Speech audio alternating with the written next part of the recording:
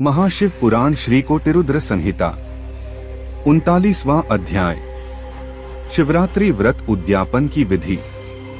सूत जी बोले, हे ऋषिगणों, अब मैं आपको शिवरात्रि के महाव्रत की उद्यापन विधि बताता हूँ।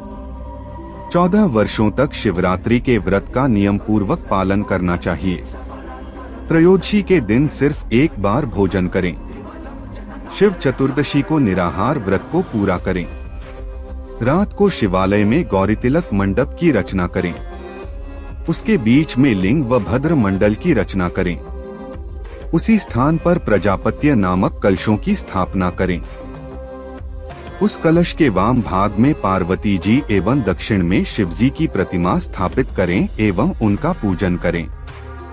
व्रत करने वाले मनुष्यों को ऋत्विजों के साथ आचार्य का वरण करके उनकी आज्ञा से शिवजी का आवाहन करके विसर्जन तक पूरी रात्रि शिवजी का विधि पूर्वक पूजन करना चाहिए।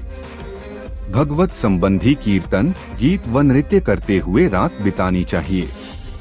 प्रातः स्नान आदि से निवृत्त हो विधि के अनुसार होम करें, फिर प्रजापत्य का पूजन कर ब्राह्मणों को भक्ति पूर्वक भोजन कराएं। भोजन कराने के पश्चात ऋत्विजों को वस्त्र आभूषण दें तथा बछड़े सहित गौ का दान आचार्य को करें। तत्पश्चात शिवजी से प्रार्थना करें कि हे देवाधिदेव, आप हम पर प्रसन्न हो और हमारी पूजा स्वीकार करें। यह कहकर मंडप की सब सामग्री भी आचार्य को दान कर दें। तत्पश्चात नम्रता पूर्वक दोनों हाथ जोड़कर मस्तक झुकाकर प्रेम से महाप्रभु देवाधिदेव भक्तवत्सल भगवान शिव से प्रार्थना करें।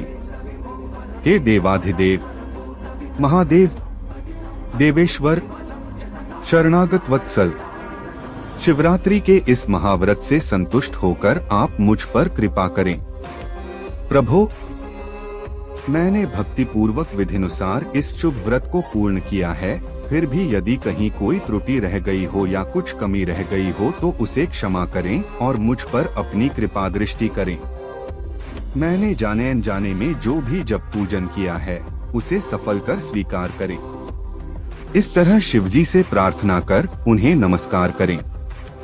जो मनुष्य इस विधि के अनुसार इस शुभ व्रत को पूर्ण करता है उसका व्रत अवश्य ही सफल होता है। इस व्रत के प्रभाव से उस मनुष्य को मनोवांछित सिद्धि प्राप्त होती है।